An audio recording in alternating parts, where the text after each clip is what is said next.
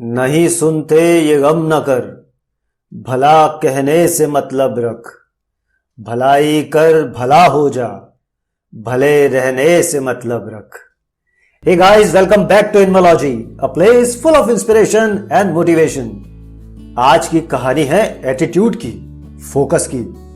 Life में कैसा attitude अपनाएं और कहां फोकस रखें ताकि जीवन सरल और सुखद बन सके। कहानी इसी पर आधारित है।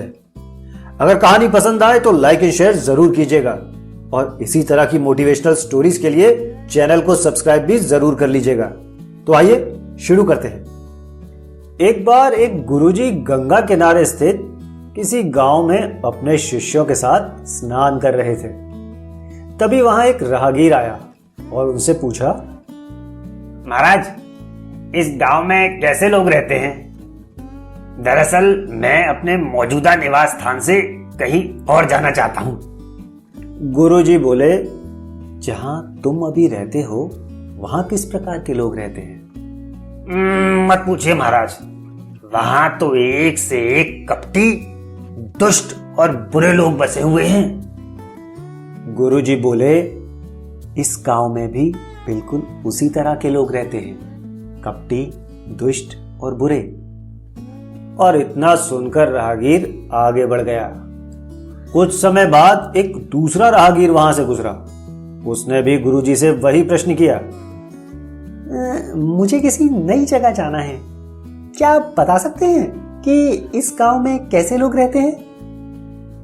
जहां तुम अभी निवास करते हो वहां किस प्रकार के लोग रहते हैं? गुरुजी ने इस राहगीर से भी वही प्रश्न पूछा। जी, वहां तो बड़े सभ्य, सुलझे और अच्छे लोग रहते हैं। तुम्हें बिल्कुल उसी प्रकार के लोग यहां भी मिलेंगे, सभ्य, सुलझे और अच्छे।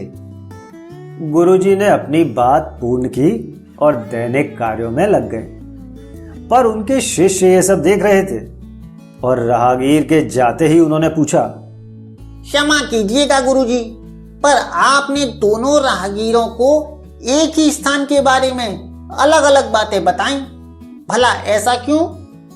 गुरुजी गंभीरता से बोले, शिष्यों, आमतौर पर हम चीजों को वैसे नहीं देखते जैसी वे हैं, बल्कि उन्हें हम ऐसे देखते हैं जैसे कि हम खुद हैं।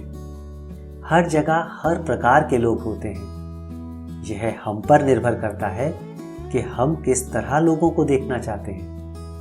शिष्य उनकी इस बात को अच्छे से समझ चुके थे। दोस्तों, हमें भी यह समझ लेना चाहिए कि जीवन में अच्छाइयाँ और बुराइयाँ दोनों ही एग्जिस्ट करती हैं। लेकिन अगर हम सिर्फ बुराइयों पर फोकस करेंगे तो यह संसार हमें बुराइयों से भरा दिखाई देगा, और अगर हम अच्छाइयों पर फोकस करेंगे तो इस संसार में हमें अच्छाइयाँ ही दिखाई देंगी और हमारा जीवन भी सरल और सुखद हो जाएगा। फैसला अब आपको लेना है। आप जीवन में अपना ध्यान कहां केंद्रित करेंगे, बुराइयों पर या अच्छाइयों पर?